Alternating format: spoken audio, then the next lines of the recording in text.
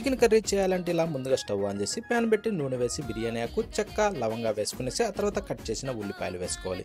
దాదాపు ఒక 3 కట్టల దాకా కట్ చేసి వేసి అల్లం వెల్లుల్లి పేస్ట్ వేసుకునేసి ఆ తర్వాత చికెన్ కూడా వేసేసి ఇప్పుడు దీన్ని ఇలా కలుపుతూ బాగా ఫ్రై చేసుకోవాలి. ఇలా ఫ్రై అయిన తర్వాత ఇప్పుడు దీంట్లో పసుపు, సాల్టు, ధనియాల పొడి, కారము ఇవి వేసేసి ఇప్పుడు మనం బాగా కలుపుతూ దీన్ని బాగా వేగనిచ్చేసి ఇప్పుడు కట్ చేసిన టమోటాలు వేసుకునేసి ఇప్పుడు మూత పెట్టి ఇలా బాగా ఉడికించుకోవాలి.